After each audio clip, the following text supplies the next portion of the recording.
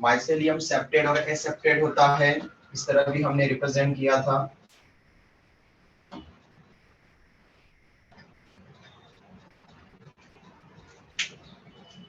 Okay, next character fungus का, इससे पहले हमने बैक्टीरिया पढ़े, तो कुछ बैक्टीरिया में क्या था,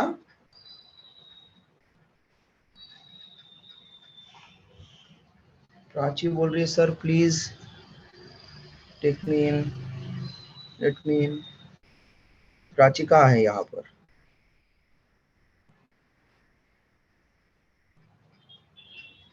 प्राची आई ही नहीं है, वेटिंग रूम में भी नहीं है, ये मैसेज क्यों कर रही है प्राची?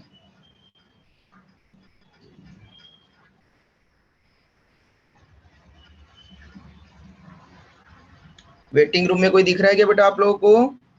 मेरे इसमें तो वेटिंग रूम में कोई नहीं है।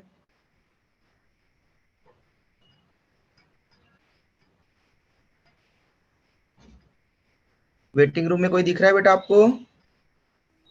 सर हमें वेटिंग रूम नहीं दिखती, वो बस हाँ होस्ट आपको नहीं दिख दिखती है। रहा? ओके ठीक है ना, कोई बात नहीं। मेरी वेटिंग रूम में तो नहीं है प्राची, और प्राची बोल रही sir let please let me in.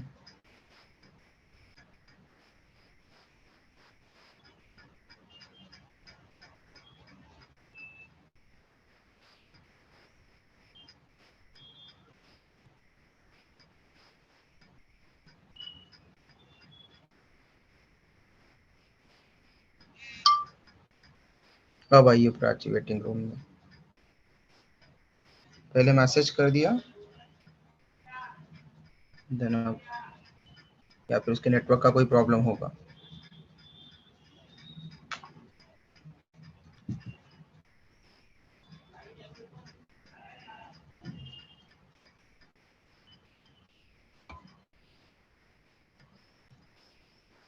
Prachi बेटा आपका माइक कनेक्टेड नहीं है, और फर्स्ट थिंग आपने मैसेज किया था वो ग्रुप में, लेकिन आप वेटिंग रूम में नहीं थे बेटा। अभी आप वेटिंग रूम में मुझे दिखे तो मैंने आपको एंटर किया बेटा।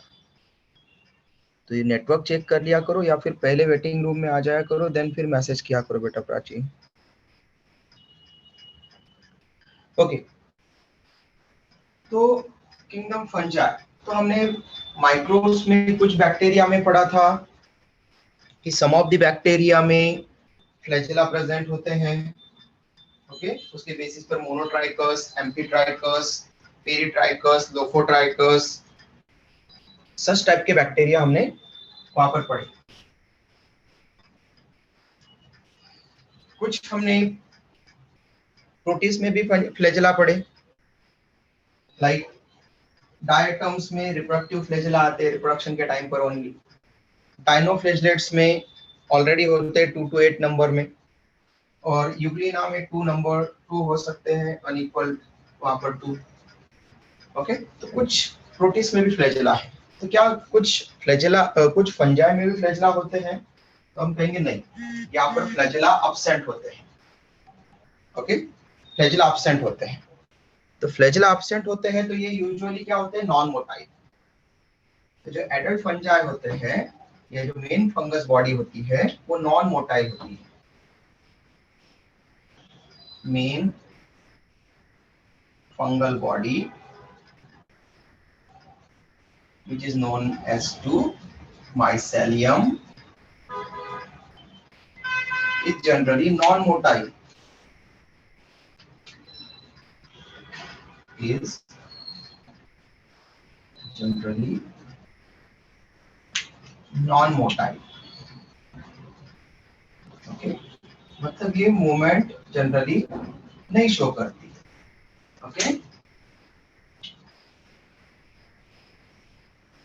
और ये मूवमेंट नहीं शो करती जनरली, पूरी बॉडी, फंगस की बॉडी जनरली मूवमेंट शो नहीं करती, इसके ओनली स्पोर्स मूव कर सकते हैं। ओके, तो ये नॉन मोटाइल कैसे हैं?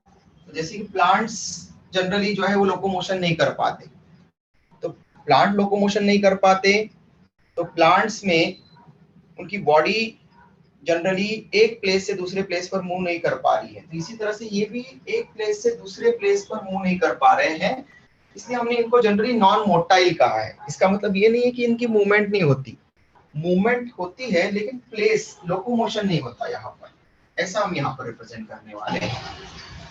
तो यहाँ पर non motility of fungus represent करती है कि वो लोकोमोशन नहीं कर पाएंगे। Okay, why? उसका रीजन क्या है? Because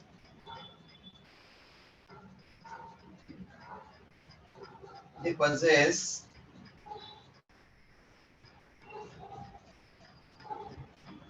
root-like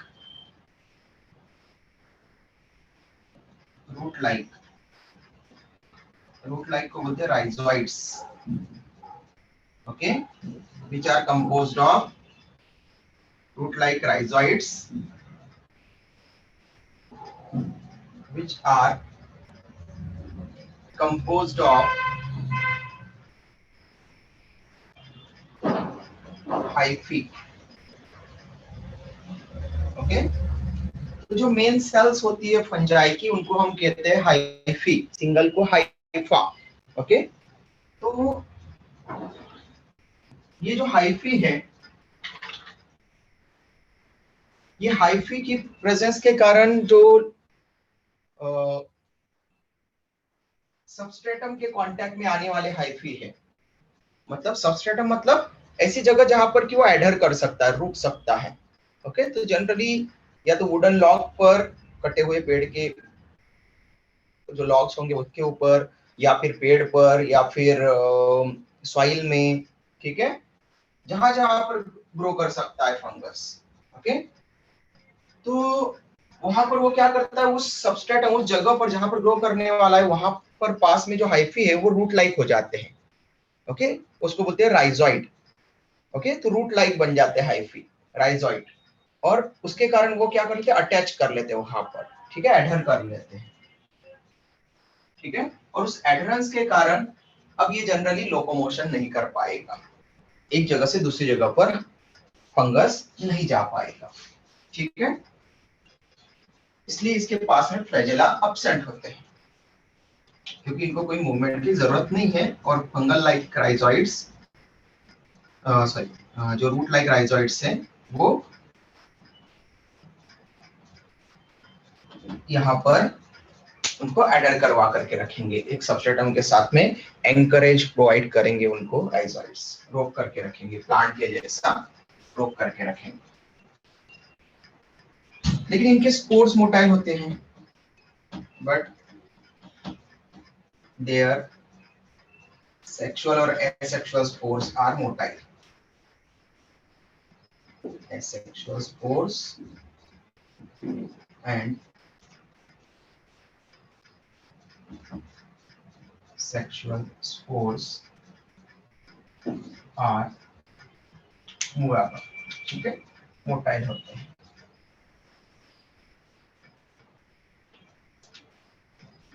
There, sorry, but there some, all spores में फ्लैजेला नहीं प्रेजेंट, ओके। कुछ स्पोर्स में flagella motile because of the presence of flagella, because of the presence of flagella, मतलब इनमें फ्लैजेला ओनली स्पोर्स के पास में मिलते हैं, ओके। लेकिन वो भी कुछ ही स्पोर्स के पास में, जिन स्पोर्स के पास में फ्लैजेला मिलेंगे, सच टाइप के स्पोर्स को हम फ्लैजेलेटेड स्पोर्स टर्म देंगे, फ्लैजेलेटेड स्पोर्स। और यूजुअली दो फ्लैजेला होते हैं स्पोर्स के पास में, इसलिए उनको बाइफ्लैजेलेटेड स्पोर्स कहते हैं, ठीक है। और बाइफ्लैजेलेटेड स्पोर्स में भी फिर वहां पर एक और कंडीशन आती है कि क्या दोनों स्पोर्स मॉर्फोलॉजिकली सिमिलर है क्या, या डिसिमिलर है, तो फिर हम उसको वहां पर फर्दर वहां पर हम बोलते हैं कि वो फ्लैजेलेशन किस टाइप से है, ओके, क्या वो आइसोगैमस है या फिर एनाइसोगैमस है? ओके, फ्लैजेलेशन आइसोगैमस और एनाइसोगैमस, सिमिलर होंगे तो आइसोगैमस, डिसिमिलर होंगे तो एनाइसोगैमस फ्लैजेलेशन। ये हम अलगी के टाइम पर पूरा डिफाइन करेंगे। तो अलगी में मेनली वहां पर ज्यादा आपको पूछा जाता है, तो मैं आपको वहां पर फ्लैजेला से रिलेटेड कुछ मॉसेस के एग्जांपल और फंगस के एग्जांपल भी एक साथ में लिखवा दूंगा। तो उससे क्या हो जाएगा कि आपको एक ही जगह पर सारी चीजें अवेलेबल रहेगी, तो क्वेश्चन पूछे जाते हैं एग्जाम में।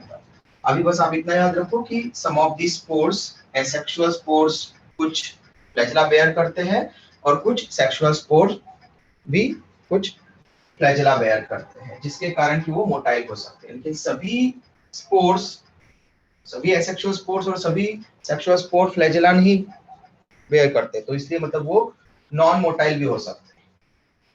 Okay, while other spores are non motile, other spores, ठीक है, some of the asexual and some of the sexual spores motile है, तो other asexual spores and other sexual spores क्या हो जाएंगे? Non motile, okay, without flagella, तो उनको हम कहेंगे non flagellated spores. Okay, non flagellated spores. यहां तक क्लियर है सबको? किसी को कोई डाउट हो तो पूछ सकते हैं।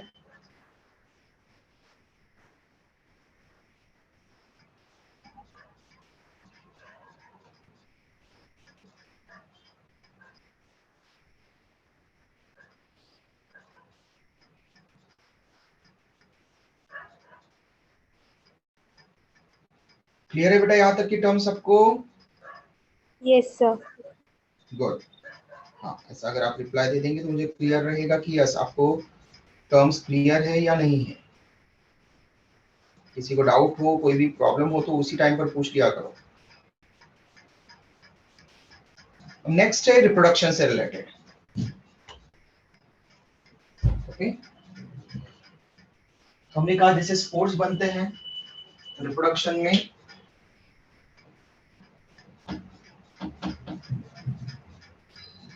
रिप्रोडक्शन इन फंजाई, तो फंजाई एसेक्सुअल रिप्रोडक्शन भी परफॉर्म कर सकते हैं और सेक्सुअल रिप्रोडक्शन भी।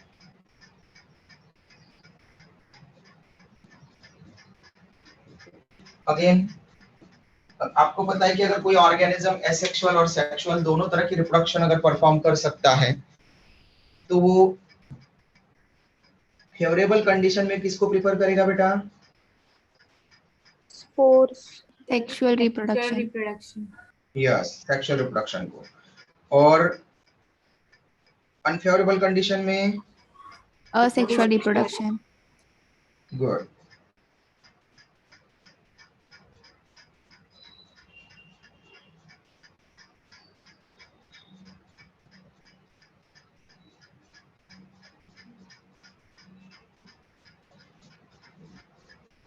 ठीक है, अब एसेक्सुअल रिप्रोडक्शन कौन से टाइप का होगा यहाँ पर? तो देखो, एसेक्सुअल रिप्रोडक्शन में आप लोगों ने 9th-10th में पढ़ा होगा budding, fission, fragmentation, spore formation, ऐसे आपने अलग अलग टर्म्स पढ़ी होगी। ओके, तो जब हम हायर क्लासेस में आते हैं या फिर जब हम प्लांट्स की बात करते हैं, तब जब हम प्लांट्स में budding, fission, fragmentation, in terms को एसेक्सुअल रिप्रोडक्शन का पार्ट तो कहेंगे ही, बट इनके लिए एक स्पेशल टर्म यूज कर लेते हैं हम, vegetative reproduction. Okay, vegetative reproduction. तो वेजिटेटिव रिप्रोडक्शन एक्चुअल में एसेक्सुअल रिप्रोडक्शन का ही पार्ट है। ओके, तो जो एसेक्सुअल रिप्रोडक्शन परफॉर्म करेंगे, सेक्सुअल रिप्रोडक्शन के लिए मैं अभी आगे आपको बताऊंगा।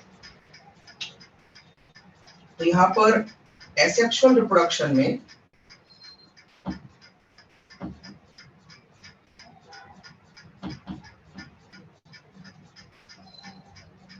Number 1 asexual reproduction.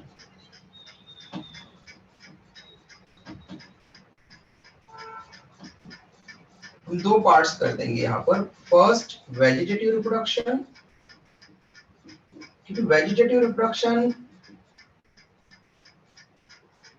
Included under asexual reproduction, तो एक्चुअल में उसी का पार्ट है। लेकिन वेजिटेटिव रिप्रोडक्शन का मतलब क्या होता है? जनरली हम ये टर्म हायर प्लांट के लिए यूज करते, प्लांट्स के लिए टर्म यूज करते वेजिटेटिव रिप्रोडक्शन। मतलब जब कोई प्लांट बिना स्पोर के, स्पोर फॉर्मेशन नहीं करता और अपने ही बॉडी के किसी पार्ट से रिप्रोडक्शन कर लेता है, अपना प्रोजेनी बना लेता है, तब हम उसको वेजिटेटिव रिप्रोडक्शन कहते हैं। जिसे रूट से, स्टेम से, लीव से अगर वो कोई उसका मॉडिफिकेशन करके, जैसे आपने फॉर एग्जांपल आपने पोटैटो पढ़ा होगा, तो पोटैटो में आपने ट्यूबर एक टर्म पढ़ी होगी, पढ़ी कि बेटा इससे पहले सुना है कि आप लोगों ने tuber? Yes, Yes, sir. sir. है ना? तो वो पोटैटो जो है वो स्टेम का मॉडिफिकेशन होता है। ओके, पोटैटो स्टेम का मॉडिफिकेशन है, फूड स्टोरेज के लिए फूड स्टोर करता है। और उसके ऊपर ऐसी व्हाइट बर्ड्स अगर आती है, व्हाइट बर्ड्स अगर आती है, आप देखो अभी ऐसा सीजन है कि जिसमें आपको व्हाइट बर्ड ज्यादा दिख सकती है, तो आप पोटैटो मार्केट से लेकर के आओ, 4-5 दिन तक उसको वैसा वैसा पड़े रहने दो, तो बाहर थोड़ा मॉइस्चर है, ओके, थोड़ी ह्यूमिडिटी भी है, मॉइस्चर भी है, तो उसके कारण उस पोटैटो के ऊपर बर्ड्स निकलने आ जाएगी। किसी ने देखी है क्या ये बर्ड्स, ऐसी व्हाइट बर्ड्स देखी है पोटैटो के ऊपर किसी ने? Yes, Yes, sir. sir. Yes, sir. हाँ, अगर ऐसा आपने कुछ ऑब्जर्व किया होता है तो जरा समझाना आसान हो जाता है, मतलब आप समझ जाओगे। तो ये जो बर्ड्स होती है, ये बर्ड्स कहाँ से निकलती है? किसी भी प्लांट के ऊपर अगर कोई बर्ड अगर निकलेगी तो किस पार्ट से निकलेगी बेटा? सर आय रहती है उसमें। हाँ, उसको आई बोलते हैं, बाद में आई बोलते हैं उसको। आई मतलब उसकी सच में वो देखता नहीं वहां से, हम उसको बोलते हैं वैसा, ठीक है? तो एक्चुअल में बर्ड होती है वो, उसको हम नाम दे देते हैं आई, ठीक है? तो लेकिन ये क्या, कहाँ से अराइज होती है बताओ? कौन से पार्ट से अराइज होती है? पहले तो ये बताओ, रूट से, स्टेम से, लीफ से, कहाँ से अराइज हो रही है? Stem. स्टेम से, वेरी गुड। अब स्टेम में भी कुछ पार्ट होते हैं, नोड और इंटरनोड। ओके, स्टेम ही अकेला ऐसा पार्ट है जिसमें नोड और इंटरनोड मिलेंगे आपको। तो हमेशा ये ध्यान रखना कि नोड वाले पार्ट से ही ब्रांचेस और बर्ड्स, फ्लावर्स जो है ये अराइज होने के लिए वहां से ही ओरिजिन होगा, ठीक है? तो नई लीव्स, नई ब्रांच, इवन किसी किसी स्टेम में जैसे कि शुगर कैन में तो एडवेंटेशियस रूट्स भी आती है, ओके, छोटी छोटी रूट्स भी आती है स्टेम के पार्ट से। तो ये सारे स्ट्रक्चर कहाँ से ओरिजिनेट होते हैं? स्टेम के नोड वाले पार्ट से। ये डिफरेंट एक्सिस पर ग्रो होगी, इसलिए एक्सियल बर्ड्स भी बोलेंगे हम इसको। ट्यूबर, इस पूरा पोटैटो का ये जो पार्ट इसको ट्यूबर बोलते हैं। और ट्यूबर की इस पार्ट से जिसमें कि बर्ड्स है, व्हाइट बर्ड्स, जिसको आप एक्सियल बर्ड्स, व्हाइट बर्ड्स या फिर पोटैटो आई ऐसा भी बोलते हैं। तो आई यहाँ पर इनको निकाल करके, इतने पार्ट को निकाल करके आप इसको ग्रो करवा सकते हैं। इतना पार्ट आपने निकाल दिया उस पोटैटो का, इतना वहां पर रख दिया, आई वाले पार्ट और थोड़ा सा स्टार्च वाला पार्ट, और इसको अगर प्रॉपर न्यूट्रिशन और प्रॉपर जो है वो इन्वायरमेंट मिला तो ये ग्रो कर सकता है पूरे नए पोटैटो प्लांट, ठीक है? तो इस तरह के किसी प्लांट पार्ट से अगर कोई ग्रो करता है नया प्लांट, तो उसको बोलते हैं वेजिटेटिव रिप्रोडक्शन, और उस प्लांट पार्ट को हम बोलते हैं प्रोपेग्यूल, ओके? इस प्लांट पार्ट को हम टर्म देते हैं प्रोपेग्यूल, और सच टाइप के रिप्रोडक्शन को हम टर्म देते हैं वेजिटेटिव प्रोपगेशन और वेजिटेटिव रिप्रोडक्शन। प्रोपेग्यूल से ओरिजिनेट हो रहा है, जब प्रोपगेशन हो रहा है। वेजिटेटिव पार्ट है, रूट, स्टेम, लीफ, ऐसा पार्ट है, वेजिटेटिव पार्ट है, रिप्रोडक्टिव पार्ट नहीं है, फ्लावर नहीं है, ओके? एंड्रोशियम, गाइनोशियम नहीं है, या वहां पर एंथ्रीडियम, आर्किगोनियम नहीं है, मेल या फीमेल रिप्रोडक्टिव पार्ट से नहीं, वेजिटेटिव पार्ट से वो ग्रो कर रहा है, इसलिए वेजिटेटिव रिप्रोडक्शन, ओके? तो ये हायर प्लांट्स के लिए यूज करते हैं। पहले फंजाई को भी प्लांट कंसीडर करते थे, ओके? आर.एच. व्हिटेकर ने जो है न्यूट्रिशन के मोड ऑफ न्यूट्रिशन के बेसिस पर फंजाई को अलग किया, हमने पढ़ा है, याद है ना? Yes, याद है कि sir. भूल गए? हाँ, तो मोड ऑफ न्यूट्रिशन की बेसिस पर उसको पहले तो अलग कर दिया आर.एच. व्हिटेकर ने। तो अभी भी लेकिन कुछ टेक्सोनॉमीज फंजाई को प्लांट की तरह ही वहां पर रिप्रेजेंट करते हैं, इसलिए प्लांट लाइक या प्लांट वाले पार्ट में अगर कोई रिप्रोडक्टिव पार्ट से ओरिजिन नहीं हो रहा है तो एसेक्सुअल रिप्रोडक्शन, जिसमें कि कोई प्लांट पार्ट लग रहा है स्पोर्स विदाउट स्पोर्स, अगर कोई दूसरा प्लांट पार्ट स्पोर्स को छोड़ करके, एसेक्सुअल स्पोर को छोड़ करके अगर कोई प्लांट पार्ट पार्टिसिपेट कर रहा है या फंगल की बॉडी का कोई दूसरी हाइफी पार्टिसिपेट कर रहा है, स्पोर नहीं बना रहा है, तो उसको हम वेजिटेटिव रिप्रोडक्शन में इंक्लूड करेंगे। ओके, तो जैसे हमने पोटैटो में कहा, वैसे यहाँ पर वेजिटेटिव रिप्रोडक्शन में फंगस में बडिंग, ओके, एक सीक्वेंस याद रखने के लिए मैं आपको यहाँ पर इसको अरेंज कर देता हूँ। Fission, fragmentation,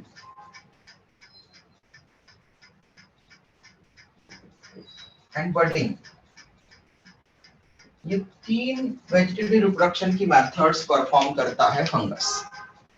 okay, fission, fragmentation और बडिंग, ये आपको ऑब्जर्व हो सकते हैं वेजिटेटिव रिप्रोडक्शन की मेथड फंगस में। ओके, इसको आप इस तरह से याद रख सकते हैं। याद रखने के लिए आप ये बना सकते हैं, fish and frog both are buddies.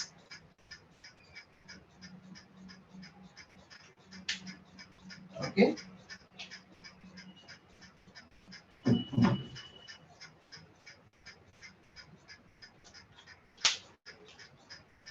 fish and frog both are buddies. Okay, buddy मतलब दोस्त। दोस्त, फ्रेंड, ठीक है। तो fish and frog are buddies, तो आप वहां पर फिश से फिशन, फ्रॉग तो फ्रॉग से तो कोई आता नहीं, तो फ्रॉग से फ्रेगमेंटेशन से रिलेट करेगा, और बडीज तो बडिंग।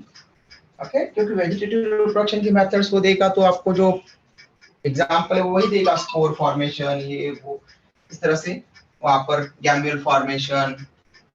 ओके, यहाँ पर आपको वेजिटेटिव रिप्रोडक्शन तीन टाइप से हो सकता है। सेकंड टाइप है एसेक्सुअल रिप्रोडक्शन में स्पोर फॉर्मेशन। तो एसेक्सुअल स्पोर, स्पोर फॉर्मेशन, फिर फ्लैजेलेटेड भी बन सकते हैं और नॉन फ्लैजेलेटेड स्पोर भी बन सकते हैं।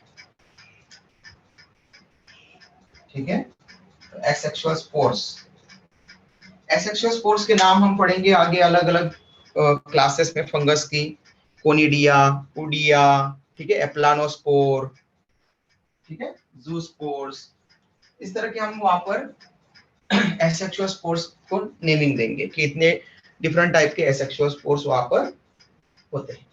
स्क्रीनशॉट ले लो बेटा, यहाँ तक किसी को कोई डाउट हो तो पूछ सकते हैं। Sir, done. गुड,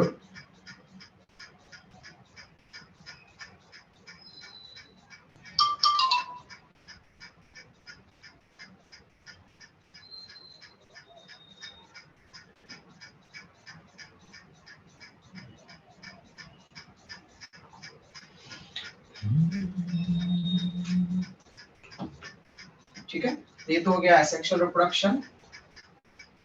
अब हमने कहा था फेवरेबल कंडीशन में फंजाई सेक्सुअली रिप्रोड्यूस करेंगे। तो जनरली सेक्सुअल रिप्रोडक्शन किसी भी ऑर्गेनिज्म में गैमेट फॉर्मेशन एंड फर्टिलाइजेशन से होता है। ओके, मतलब गैमेट फॉर्म होते हैं, मेल एंड फीमेल गैमेट्स, और जाइगोट बनता है।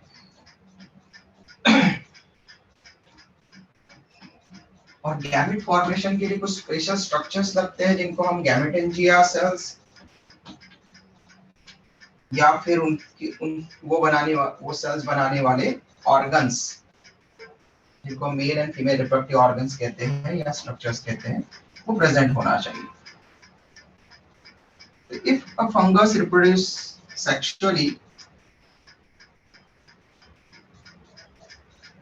तो उसके पास में भी ऐसे कोई स्ट्रक्चर होना चाहिए जिससे कि वो ऐसे गैमेट फॉर्मेशन कर सके first.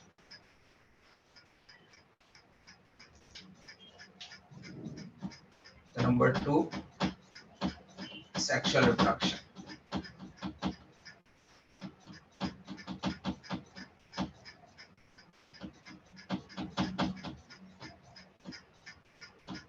During favorable condition, fungi reproduce sexually.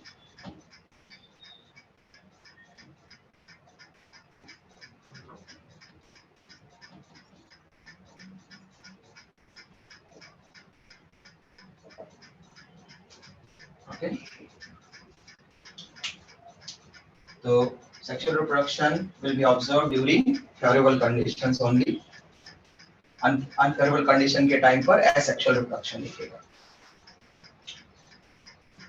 लेकिन यहाँ पर तो कोई रिप्रोडक्टिव स्ट्रक्चर हमने माइसेलियम की जो बॉडी पढ़ी उसमें तो हमने मेल और फीमेल रिप्रोडक्टिव स्ट्रक्चर अलग से नहीं पढ़े. तो क्या होता है कि जो हाइफी माइसेलियम बना रही है उन्हीं में से दो हाइफीज वहां पर मेल और फीमेल रिप्रोडक्टिव स्ट्रक्चर की तरह बिहेव करने लग जाती है. जब पूरा वेजिटेटिव ग्रोथ हो जाती है उसके बाद भी दो वेजिटेटिव सेल्स मतलब हाइफी. ओके. अब वो डिपेंड करता है कि कभी कभार अगर रिप्रोडक्शन अगर केवल ऐसा हो रहा है कि उसमें एक ही फंगस पार्टिसिपेट कर रहा है, सिंगल फंगस पार्टिसिपेट कर रहा है, तो सिंगल फंगस पार्टिसिपेट कर रहा है तो वो मोनाइशियस कंडीशन हो जाएगी. ओके. दो कंडीशंस होती है. मोनाइशियस, मोनो मतलब One. वन. ओके. सिंगल. तो मोनाइशियस मतलब जब वो एम्फीसेक्सुअल हो. ओके. एम्फीसेक्सुअल मतलब बाइसेक्सुअल. एम्फीसेक्सुअल मतलब ऐसा कोई ऑर्गेनिज्म जिसके पास में मेल रिप्रोडक्टिव ऑर्गन्स और फीमेल रिप्रोडक्टिव ऑर्गन्स दोनों हो. एक ही ऑर्गेनिज्म के पास दोनों के दोनों रिप्रोडक्टिव स्ट्रक्चर्स हो, उसको हम मोनोइशियस कंडीशन कहते हैं. ओके. जैसे P plant. Okay. P plant के जो फ्लावर्स आते हैं तो उन फ्लावर्स में सिंगल फ्लावर के अंदर ही मेल और फीमेल रिप्रोडक्टिव स्ट्रक्चर दोनों एंड्रोशियम और गायनोशियम दोनों होते हैं. ओके. स्टेमन एंड कार्पल या पिस्टिल दोनों एक साथ में होते हैं. ओके. मेज भी मोनोइशियस है. मेज के अपर पार्ट में मेल रिप्रोडक्टिव फ्लावर्स आते हैं, मेल फ्लावर्स आते हैं जिनमें एंड्रोशियम होता है, गायनोशियम एब्सेंट होता है, मतलब उनमें स्टेमन्स होते हैं. लेकिन उसी प्लांट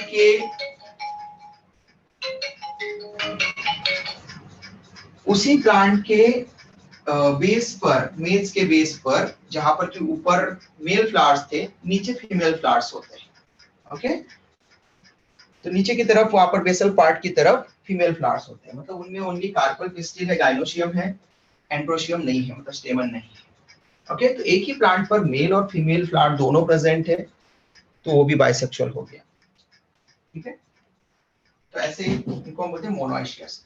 तो ऐसे फंजाई जिनके एक ही फंगस के दो सेल्स, दो हाइफी वहां पर मेल और फीमेल रिप्रोडक्टिव स्ट्रक्चर दोनों की तरह बिहेव करेंगे, उनको हम मोनोइशियस फंजाई कहेंगे. ओके. लेकिन कुछ फंजाई में डायोइशियस कंडीशन होती है.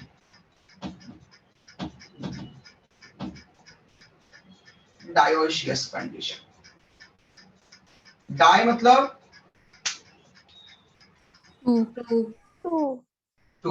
ओके. तो मतलब ऑर्गेनिजम्स की पॉपुलेशन में दो तरह के इंडिविजुअल्स रहेंगे, मेल इंडिविजुअल्स अलग, मेल के लिए हम ऐसा साइन यूज करते हैं, एंड फीमेल इंडिविजुअल्स अलग रहेंगे, फीमेल्स के लिए ऐसा साइन यूज करते हैं। तो बाइसेक्सुअल सॉरी डायोशियस मतलब यूनिसेक्सुअल टर्म देंगे बेटा, ठीक है। तो ऐसे ऑर्गेनिजम्स जिनके पास में एक इंडिविजुअल की बॉडी पर केवल एक ही टाइप के सेक्सेस प्रेजेंट होंगे, एक ही टाइप के सेक्सुअल रिप्रोडक्टिव ऑर्गन्स प्रेजेंट होंगे, ठीक है, उनको हम फिर मेल और फीमेल अलग अलग होंगे, मतलब उनकी पॉपुलेशन में, ऐसे ऑर्गेनिजम्स को हम डायोशियस रिप्रेजेंट करते हैं। For example human beings, okay, male individuals अलग होते हैं, फीमेल इंडिविजुअल्स अलग होते हैं। प्लांट्स में देखेंगे तो पपाया का प्लांट, मेल पपाया प्लांट अलग, फीमेल पपाया प्लांट अलग, मेल फ्लावर में जिन पर आते हैं पपाया के ऊपर उनको मेल पपाया प्लांट, और ऐसे प्लांट जिनके ऊपर ओनली फीमेल फ्लावर आएंगे उनको फीमेल पपाया प्लांट बोलेंगे, ठीक है। तो ऐसे बहुत सारे प्लांट जो है वो यूनिसेक्सुअल होते हैं। ओके, तो कुछ फंजाई मोनोइशियस होते हैं। तो मोनोइशियस फंजाई में क्या होगा, एक ही बॉडी पर दोनों हाइफी, जो मोनोइशियस फंजाई है मतलब वो बाइसेक्सुअल फंजाई हो गए, ओके, ये हमने सभी ऑर्गेनिज्म के लिए बोला था। अब हम फंजाई के ऊपर आ रहे हैं, तो फिर मोनोइशियस फंजाई मतलब बाइसेक्सुअल फंजाई, तो इनमें क्या होगा, टू हाइफी, ओके, इनके पास में जो रिप्रोडक्टिव स्ट्रक्चर ऑलरेडी प्रेजेंट ही नहीं था, तो अब वो जो वेजिटेटिव हाइफी थे ग्रोथ करने के बाद, उनमें से दो हाइफी क्या हो जाएंगे, टू हाइफी कन्वर्ट हो जाएंगे, one in male reproductive structure, okay, and other second in female reproductive structure. Male reproductive structure, male gamete, वहां पर मेल गैमेटेंजिया की तरह बिहेव करेगा, ओके,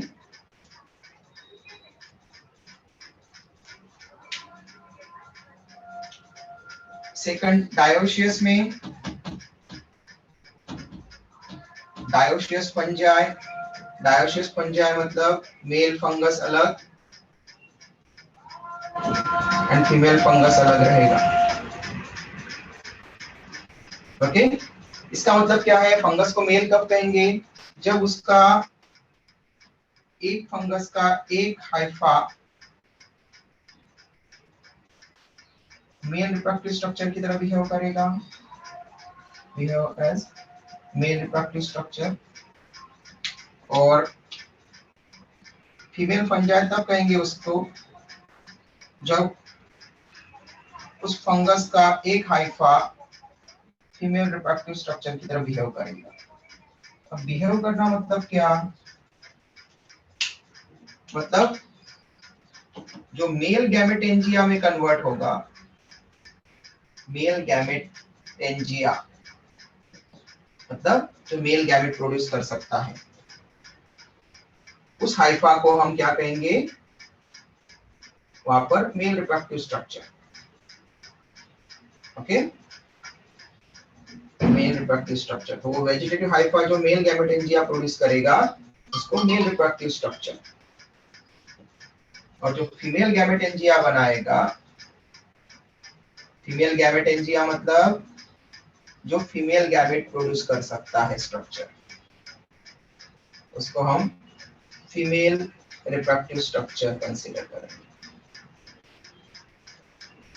यहां तक किसी को भी कुछ समझने में कोई प्रॉब्लम आ रही हो तो पूछ लेना, पहली बार कुछ कुछ नई टर्म्स है, इसलिए अगर किसी को कोई टर्म में कोई प्रॉब्लम हो तो पूछ लो।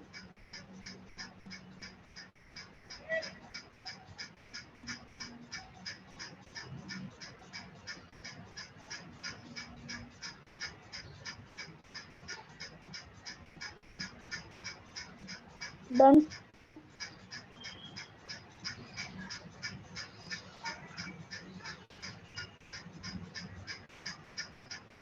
ओके, किसी को भी डाउट नहीं है फिर? गुड। तो जो वेजिटेटिव हाइफा मेल गैमेटेंजिया मतलब मेल गैमेट प्रोड्यूस करेगा, उसको हम मेल रिप्रोडक्टिव स्ट्रक्चर कंसीडर कर रहे हैं, और female gametangia female reproductive structure. अब जब ये दोनों हाइफी एक दूसरे के साथ में फ्यूज होते हैं, वेजिटेटिव हाइफी जो रिप्रोडक्टिव स्ट्रक्चर की तरह बिहेव कर रहे हैं, जब ये फ्यूज होते हैं तब सेक्सुअल रिप्रोडक्शन की प्रोसेस स्टार्ट होती है, और ये प्रोसेस 3 स्टेप में कंप्लीट होती है। ओके, तो एक्चुअल में वो दोनों क्या थे? वेजिटेटिव हाइफी, जिनको हमने मेल गैमेटेंजिया और फीमेल गैमेटेंजिया कंसीडर किया है, वो एक्चुअल में क्या थे? वेजिटेटिव हाइफी थे, वेजिटेटिव पार्ट थे। ओके, बॉडी का पार्ट थे, माइसेलियम का पार्ट थे, लेकिन वो बिहेव करने लग गए, वहां पर वो गैमेटेंजिया की तरह बिहेव करने लग गए, गैमेट प्रोड्यूस करने लायक। ओके, बिहेव करने लग गए। तो सेक्सुअल रिप्रोडक्शन की जो प्रोसेस है ये 3 स्टेप्स में कंप्लीट होगी, फॉलोइंग 3 स्टेप्स। कौन कौन से स्टेप्स है वो 3? तो फर्स्ट स्टेप को हम कहेंगे प्लाज्मोगैमी।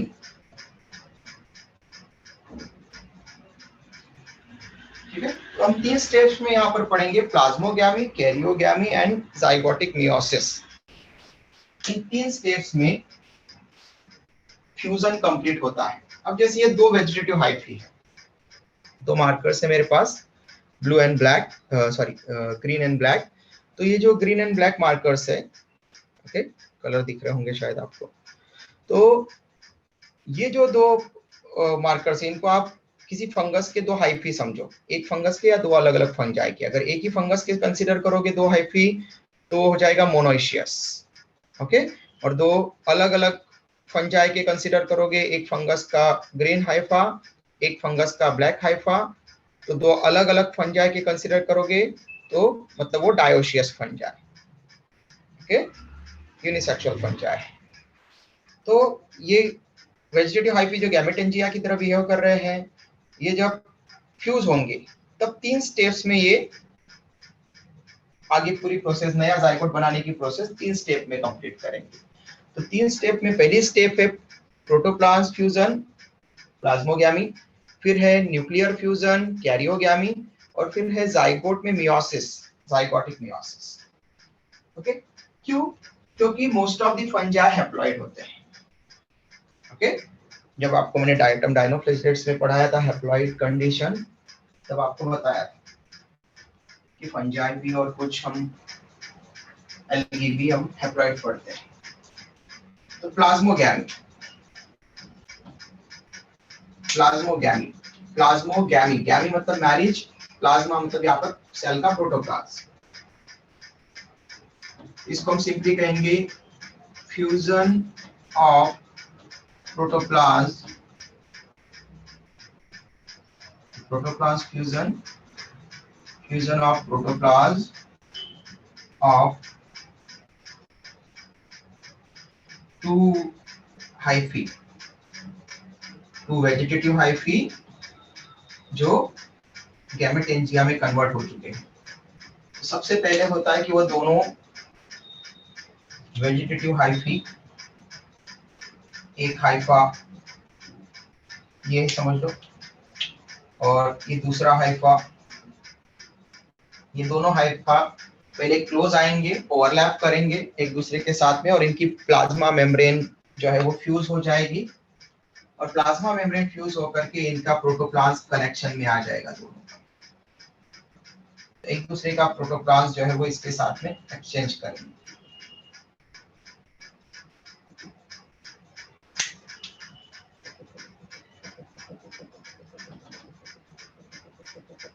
जब एक दूसरे का प्रोटोप्लाज्म वहां पर मिक्स होगा तो इसको हम बोलेंगे प्रोटोप्लाज्म फ्यूजन, और ये प्रोसेस होगी प्लाज्मोगैमी।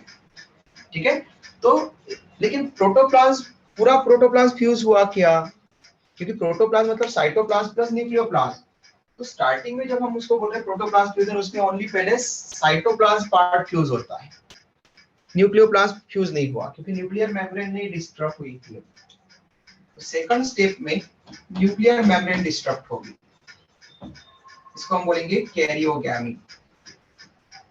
गैमी मतलब मैरिज, कैरी ऑन का मतलब होता है nucleus. Carry on it means nucleus and गैमी it means marriage और फ्यूजन। ओके, तो अब न्यूक्लियाई जो दोनों सेल्स के, दोनों हाइफी के न्यूक्लिया है, उनका फ्यूजन होगा। Karyogamy it means nuclei fusion, it means यहाँ पर फ्यूजन ऑफ न्यूक्लियोप्लाज्म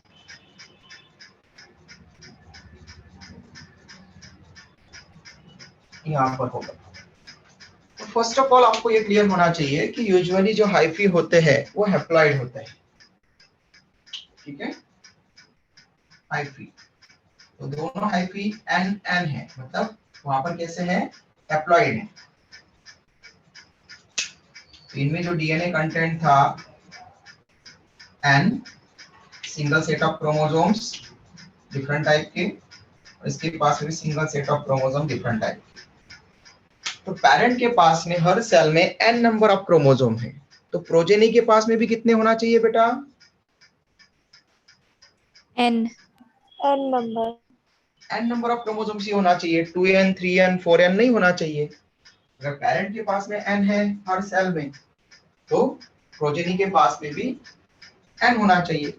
लेकिन जब न्यूक्लियर फ्यूजन हो जाएगा, तो न्यूक्लियर फ्यूजन के बाद में यहाँ पर अगर डायरेक्ट जाइगोट कुछ में बन सकता है। ओके, तो जनरली हमको पता है कि गैमेट फ्यूज होने के बाद में जाइगोट बनता है। ओके, लेकिन यहाँ पर जब वेजिटेटिव हाइफी फ्यूज हो रहे हैं और यहाँ पर अब जाइगोट फॉर्मेशन की प्रोसेस होगी न्यूक्लियर फ्यूजन के बाद, तो कुछ में डायरेक्टली इमीडिएटली न्यूक्लियर फ्यूजन होकर के जाइगोट बन जाता है। ओके, इन सम फंजाई, कौन कौन से फंजाई, वो मेंबर्स ऑफ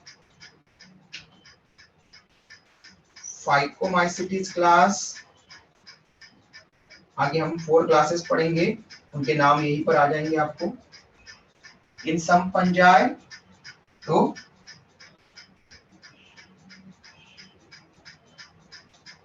फाइकोमाइसिटीज क्लास के मेंबर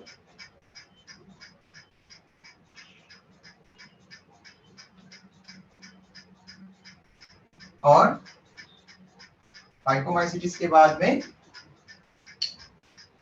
ड्यूटेरोमाइसिटीज के मेंबर्स, वहां पर उनमें रिप्रोडक्शन प्रॉपर नहीं, ठीक है। तो इन सम फंजाई, तो अगर कुछ वहां पर फाइकोमाइसिटीज क्लास के फंजाई में इमीडिएट फॉर्मेशन हो जाएगा जाइगोट का। ओके, वहां पर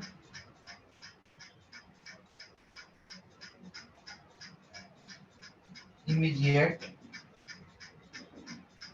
जाइगोट फॉर्मेशन, जाइगोट मतलब 2n, n और n फ्यूज होकर के 2n सेल बनाएंगे,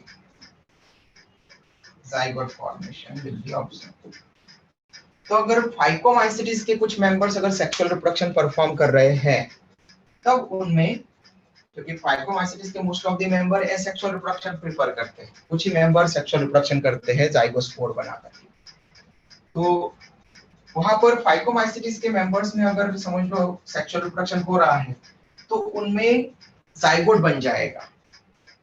ओके, जाइगोट बन जाएगा, क्योंकि वो जनरली स्पोर बनाते हैं, सेक्सुअल स्पोर्स, और वो सेक्सुअल स्पोर डायरेक्टली जाइगोट बना लेते हैं। ओके, तो जाइगोट फॉर्मेशन हो जाएगा, उनमें नॉर्मल होगा।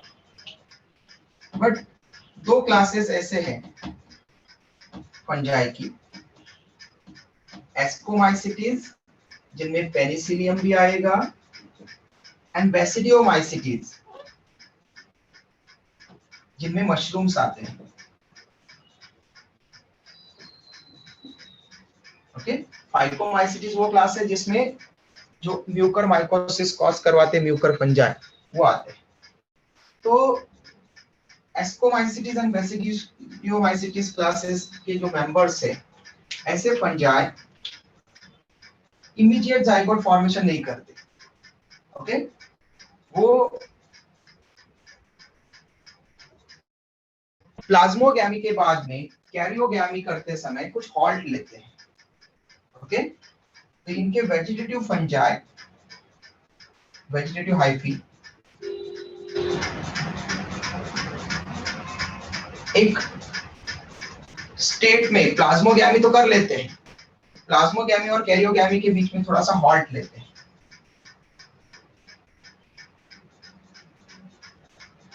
कैरियोगैमी इमीडिएटली होकर के जाइगोट नहीं बनेगा। यहाँ पर कैरियोगैमी जब स्टार्ट हो रही है तो न्यूक्लिया का फ्यूजन तो हो रहा है, लेकिन न्यूक्लियस का जो डीएनए है वो प्रॉपर 2n नहीं बन रहा है। ओके, तो इनमें एक स्टेज मिलती है n+n। ओके, तब ये न्यूक्लियस और ये न्यूक्लियस, प्लाज्मोगैमी हो गई अच्छे से, क्लियर, प्रोटोप्लाज्म फ्यूजन हो गया, साइटोप्लाज्म फ्यूजन हो गया, बट न्यूक्लियाई पूरी तरह से प्रॉपर फ्यूज नहीं हुए। उसमें वो फिर वो रेस्ट कर लेंगे, कुछ देर तक हॉल्ट कर लेंगे कैरियोगैमी के लिए। न्यूक्लियर फ्यूजन प्रॉपर नहीं हो रहा है, इमीडिएटली नहीं हो रहा है, जिससे कि जाइगोट इमीडिएटली नहीं बन रहा है। तो इस स्टेज में वो हॉल्ट कर लेते हैं n+n, मतलब दो न्यूक्लियाई हैं, सेल फ्यूज हो गए, सेल फ्यूज होकर के प्रोटोप्लाज्म फ्यूज हो गया, मटेरियल सब डबल हो गया, फ्यूज हो गया, ठीक है, न्यूक्लियाई फ्यूज नहीं हुए, 2n नहीं बना। जबकि अदर्स में डायरेक्टली प्लाज्मोगैमी के बाद में इमीडिएटली कैरियोगैमी हो जाता है और वो फ्यूज हो जाते हैं, n+n 2n जाइगोट बना लेते हैं। तो इस स्टेज को फिर क्या कहते हैं, जो हॉल्ट करती रहती कुछ देर तक, इसको बोलते हैं, दो न्यूक्लिया है और न्यूक्लियाई के लिए हम कैरियोन टर्म यूज करते हैं, इसलिए इसको डाइकैरियोफेज, डाइकैरियोफेज,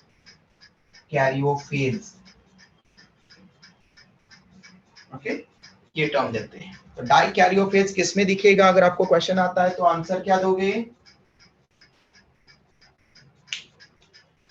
कौन से क्लासेस के मेंबर्स में डाइकैरियोफेज स्टेज दिखती है?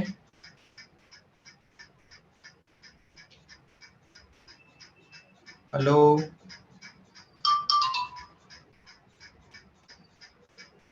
आंसर बताओ बेटा।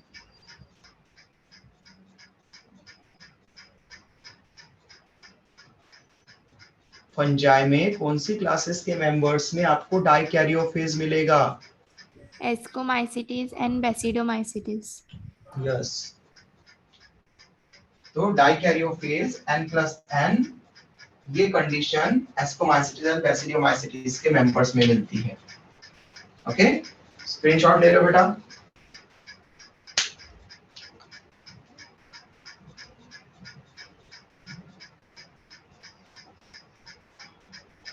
डन।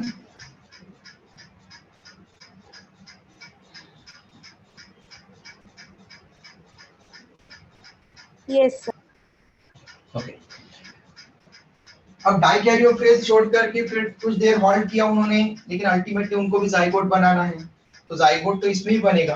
तो जाइगोट फॉर्मेशन तो हर किसी में होने वाला है कैरियोगैमी कंप्लीट होने पर। बस इतना है कि कुछ एस्कोमाइसिटीज और बेसिडियोमाइसिटीज के मेंबर्स ने कैरियोगैमी के लिए कुछ हॉल्ट ले लिया था डाइकैरियोफेज। ओके, तो जैसे ही जाइगोट बन जाएगा, अब थर्ड स्टेप होगी कि पेरेंट हैप्लॉइड थे, इसलिए जो प्रोजेनी बनेंगे उनको भी हैप्लॉइड बनना है, लेकिन जाइगोट कैसा रहता है हमेशा, जाइगोट कैसा रहता है, डिप्लॉइड, यस, डिप्लॉइड 2n। तो और पेरेंट की सेल है हैप्लॉइड, तो प्रोजेनी भी हैप्लॉइड बनना चाहिए। तो डिप्लॉइड से हैप्लॉइड बनाने के लिए कौन सा डिवीजन काम आता है बेटा? Meiosis. माइटोसिस या meiosis? Meiosis. Yes, good, meiosis division. तो रिडक्शनल डिवीजन, क्योंकि क्रोमोसोम का नंबर जस्ट हाफ करना है, रिड्यूस करके जस्ट हाफ करना है। तो क्रोमोसोम का नंबर जब भी रिड्यूस होता है पेरेंट सेल के कंपैरिजन में, प्रोजेनी सेल्स में कम नंबर्स में अगर क्रोमोसोम आएंगे, रिड्यूस नंबर में क्रोमोसोम आएंगे, तब उसको हम मियोसिस डिवीजन कहते हैं। इसलिए यहाँ पर जो थर्ड स्टेप होगी वो है जाइगोट में अभी मियोसिस करवाना पड़ेगा, जाइगोटिक मियोसिस, क्योंकि हैप्लॉइड प्रोजेनी बनानी है। ओके, तो मोस्ट ऑफ द फंजाई कैसे होते हैं? Haploid. Usually fungi are haploid, और इसलिए उनकी प्रोजेनी भी कैसे होना चाहिए? हैप्लॉइड। बट जाइगोट कैसा है? डिप्लॉइड। जाइगोट है डिप्लॉइड टू एन, और हमको प्रोजेनी फंगस कैसा चाहिए? तो फंगल प्रोजेनीज हमको चाहिए हैप्लॉइड।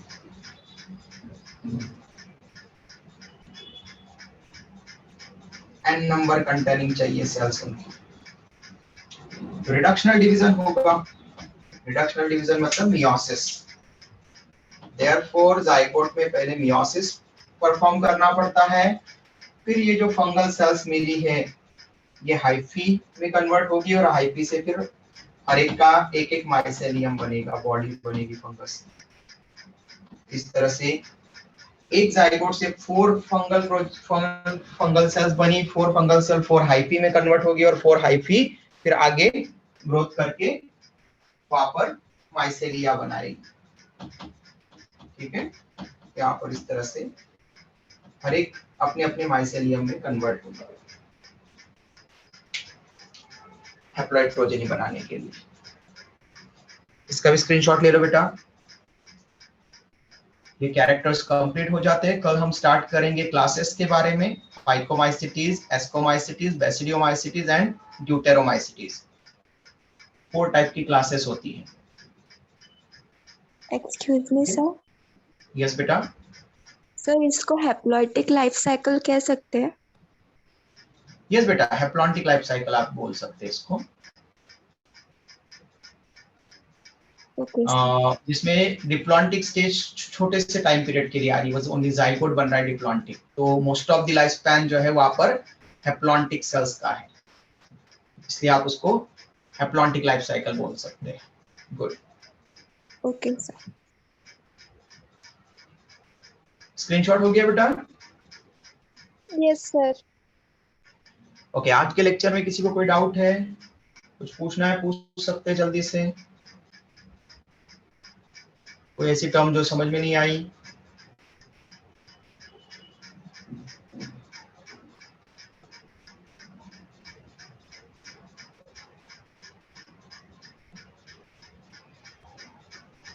ओके, ठीक है, फिर कल मिलते हैं। बाय, टेक केयर बेटा। कल क्लासेस के बारे में पढ़ेंगे हम। Thank you sir, bye sir. Thank you sir, bye बेटा। Bye sir. बाय बेटा।